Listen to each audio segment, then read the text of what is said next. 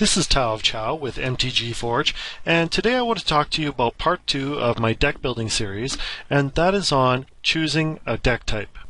So the question is, once you understand what makes good creatures or what makes good cards, how are you going to win the game?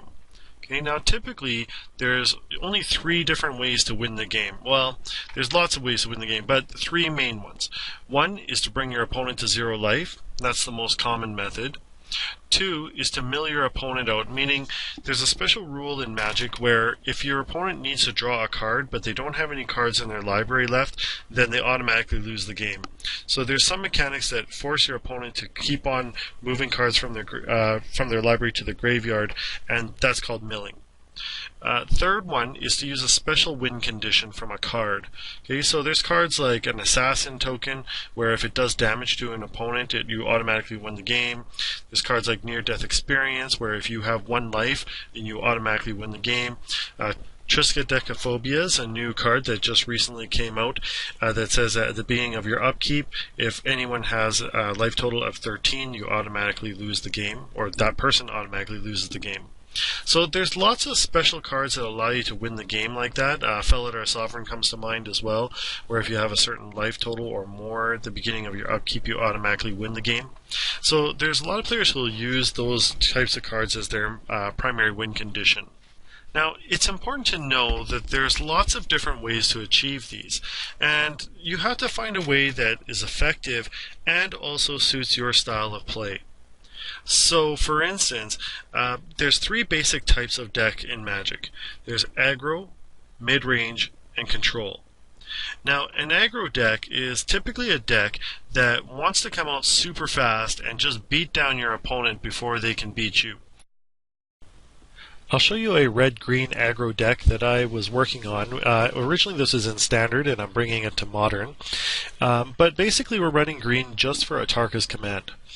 And what we have is some Monastery Swift Spheres and Lightning Berserkers in the 1-drop spot.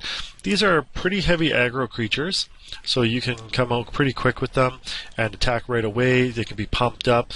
And the idea behind the deck is that you're just trying to beat down your opponent super fast. Ideally, you would be able to play your Thunderbreak Regent on turn 4 and just go for the win after that. Okay. Other than that, we're running like things like Lightning Bolt, Fiery Impulse, Draconic Roar, and stuff like that, just to try and build up the attacks.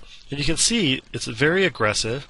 What this deck wants to do is just to be played as fast as possible, and pretty much every turn it just wants to attack.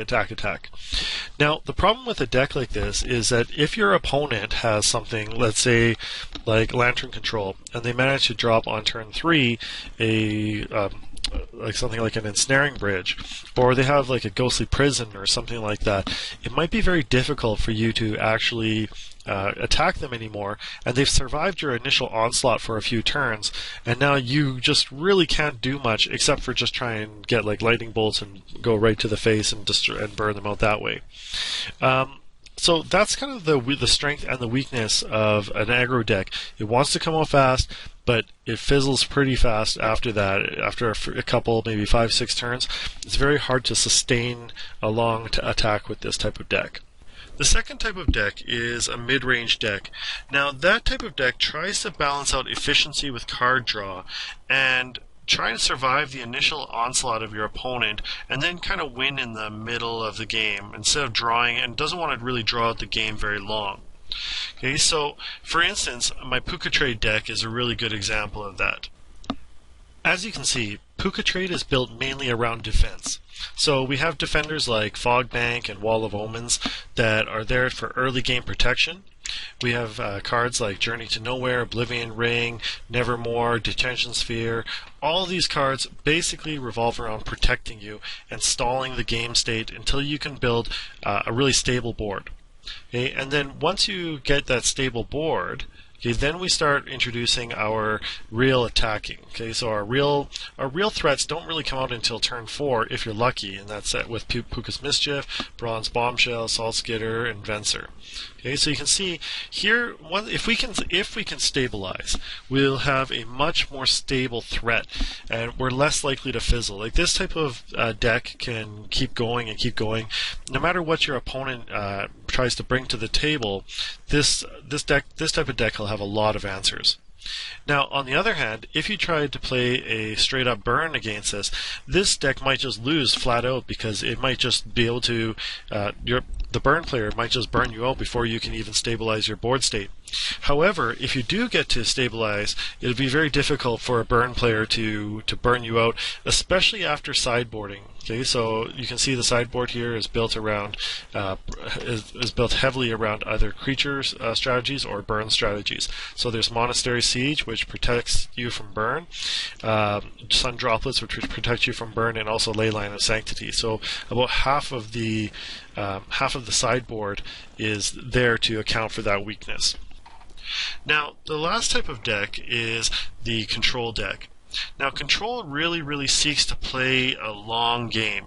It wants to stall and prevent your opponent from doing anything. It prevents his opponent from doing anything they want to do, and then basically beat their opponent down in one way or another. That could be like through a really huge creature, or it could be through a number of small creatures, or one small creature just pinging your opponent over and over again. Okay, so for instance, Mono Blue Tron comes to mind, where basically just keep controlling your opponent over and over again, finally dropping something like Platinum Angel and preventing your opponent from casting any spells, and then just beating them down with the Platinum Angel. You'll notice Mono Blue Tron, if you look at the deck list, only has like 3 creatures in the deck, or maybe 4 creatures in the deck, and just all the rest is just control. My favorite control is actually Lantern Control. Now, I know if you talk to anybody, people hate Lantern Control a lot. Okay, Lantern Control basically is a really strong prison deck that basically denies your opponent the ability to do anything in kind of the most roundabout way possible. It's not unusual for games with this deck to go like 20 turns, where your opponent just has to sit there and can't do anything at all. People hate playing against control a lot. The control player usually has a splendid time, but your opponent generally won't have a good time. Now, if with something like Lantern Control, even if your opponent's playing like a really fast aggro deck, they can come out and just aggro you to death, and you might not even be able to get your board presence out before you get killed. So with so many options of how to win the game, how do you get an idea of what you might even like? Well, there's a number of different ways. One of the best ways is to watch online deck techs. Now, there's some really great ones, like on the ones on my channel I like, of course, but there's other ones from like the Mana Source or Tolarian Community College. MTG Goldfish comes to mind. GG Degree is pretty good. Desolator Magic's pretty good. Strictly Better MTG is pretty good. And all of these guys basically come up with deck ideas and present them to people. Now, the problem with some of them is that they can often be really expensive, or they're often just unique builds that like are they might look good but are really difficult to actually get off. So take them for what they are. Okay. Another source is through online guides. Okay, so you can Google like interesting deck ideas, or fast control deck, or aggro deck, or something like that, and you can look for different types of decks online, and there's often like a whole guide about different card choices, which ones might be better than which, and you can basically put one together. I actually like that idea because it allows you to actually construct the deck instead of just building it off of a preset list. And a really great idea is just to go to FNM, okay, your local game store, so Friday Night Magic. If you have a local game store, every Friday night they'll be running Magic games, and you can see what other people are playing, and most people like to talk about their decks. So in between games or after all the matches are done, you can talk to someone and say, hey, what are you running? Can you show me how it works? And you can get ideas about what might work.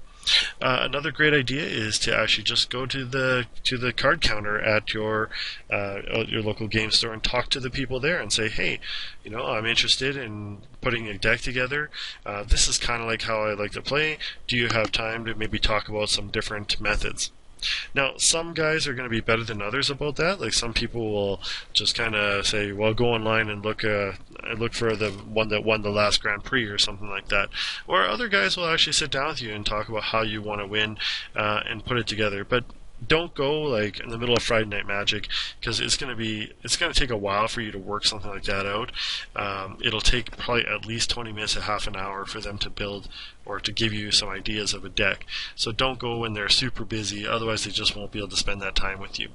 Another good idea is to look at the cards that you currently have and see which ones seem to be good cards and see which ones seem to be interesting cards, and then try and put together combos with those cards.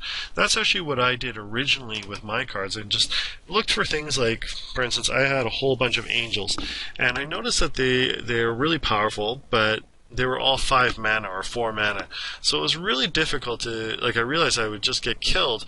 It's difficult to get them out because you're basically not attacking your opponent until turn 5. So what I had to do is think of a way to be able to survive those first 4 or 5 turns until I could actually get those angels out to attack. And I tried a lot of different ways. It's good to keep in mind that your initial attempts at deck making are probably going to fail, but you can actually learn a lot from them. So I tried to use different forms of life gain, different forms of stalling, control, and some worked better than others. But eventually, I got to a point where I could actually get the angels out, and actually play a fun game. Now, was I tier 1 competitive? Probably not, but I had a lot of fun building, and I had a lot of fun playing with those decks as well. So I have some advice for your beginning deck makers. One is choose the type of play that matches your style. Don't just choose one that you think is going to be the winning one or whatever, because there is no real winning one. Any style can win, and it's really going to be a lot more fun if you choose the style that really suits your play. If you're the type of player that really likes to go super fast aggressive, then play those aggro decks. If you're the type of person that really likes to slow down and control your opponent, then play that control game. But really choose the deck that you like to play. Another piece of advice is to set a budget and stay in it if possible, and be realistic. So, for instance, if you want to play Lantern Control nowadays, especially in paper, you're going to have to pay probably over $1,000 for the deck. Now, I live in Canada, so the exchange rate is pretty bad right now, and that means that it might even be more. If you don't have that kind of money, it's probably not realistic for you to play that deck. So there's lots of other formats, like for instance Pauper format or even casual, that might work. Or you can choose a different type of deck that kind of does a similar thing, but is a lot cheaper. So you might want to go with something like that, but really understand the budget, because it's easy to waste a lot of money Magic, especially if you've never played the deck before. Then you might end up spending a lot of money on a deck and then you just never play it, and then basically you just wasted your money. When you're putting together individual cards, you might also look for strictly better or strictly worse cards. So if you have money in the budget, you might look for something that is a better card. Okay, so for instance, something that comes to mind is Surgical Extraction versus Extirpate. So they both have a very similar effect. Okay, but what you can do is with a Surgical Extraction, you can cast it using just your life total. So a lot of people prefer that one, and they would call that the better card. And on the other hand, an Extirpate might be cheaper. Okay, so although you can't cast it using your life total, so it might slow you down. So an Extirpate probably is cheaper than Surgical Extraction, so you can save a little bit of money by using an Extirpate. There's lots of cards like that, where it doesn't really matter if you use a slightly worse card, or it makes a marginal difference, and you can save a lot of money by using that strictly worse card, or you can spend just a slightly bit more money sometimes and get a better card that will give you a very slight advantage. Another great example is the use of Horizon Canopy. Horizon Canopy costs over $100 or around that per card, but really it's the benefit it gives you is very slight, and I know a lot of people are gonna maybe challenge me on that, but I think that really Horizon Canopy is not really worth its $100 unless you're really going to Pro Tour or something like that. Okay, so another thing is, don't just buy an expensive deck. Okay, some decks are really hard to play with. For example, a lot of people hate Lantern Control. I talked about it earlier, but Lantern Control actually takes a lot of skill to play. What you have to do is be able, with a lantern control deck, is you have to be able to watch your opponent and very quickly assess which cards are going to work for them and which ones aren't. You basically have to know what they're playing, like probably by the first, second, or third turn that they're playing. Okay, so sometimes you can even put out a first land and you can already kind of guess what they're playing. Right? Other ones are really, really complicated. They require you to keep track of a lot of counters and a lot of enter the battlefield triggers and stuff like that. And if you're a beginning player, it can be really difficult to keep track of a lot of those things. So don't just go with an expensive deck. Okay, make sure you also spend time with that, whatever deck you go with, and really try it out, test it out, even maybe play against yourself, or what's called gold fishing, where you're just playing against nobody and just seeing how you do. Right, and that's a good way to try and get used to the deck. See what you'd expect, what you do in certain situations. Okay, when you're building your deck, try and look for alternate win conditions. So yeah, you might have a really good win condition, but what if you never get that out, or that win combo you want just never happens? What's another way you can win? Okay, so really strongly consider that. Decks that only have one win condition are extremely fragile. So even Lantern Control has a win condition where it can recur Pyrite Spellbomb and basically take the person down by 2 every turn and eventually get them down to 0 life. So it doesn't just mill them out, but it can technically bring their life total to 0 as well. It's kind of a terrible win condition, but it still is a win condition nonetheless. Puka Trade is another good one where you're trying to aggro your opponent by attacking with your creatures and their own creatures. But at the same time, you could use Venser's ultimate at the end and just destroy all their stuff and then beat them down with that. So there's lots of other ways to win, and make sure you have more than one win condition if possible. Another one, that just comes to mind is Soul Sisters, where Soul Sisters is usually trying to use like something like Ajani's Pride Mates and Sarah Ascendants, and they're trying to basically attack with these really efficient creatures, but you always want to throw in 1 or 2 Felidar Sovereigns just in case you don't get those through, or all your creatures get destroyed. And it's really saved my butt a couple of times. So that's pretty much what I have to say about deck building and just choosing your win conditions. Remember, there's lots of ways to win the game. There's lots of different types of decks. So go out there and look for something that you really like and that's going to help you to have fun. Anyways, I hope you do like these videos. If you do like the video, then please remember to like and subscribe. And if you do have something you want to see, or if you have other advice for people on deck building, please throw it in the comments. I'm always interested in hearing from you there.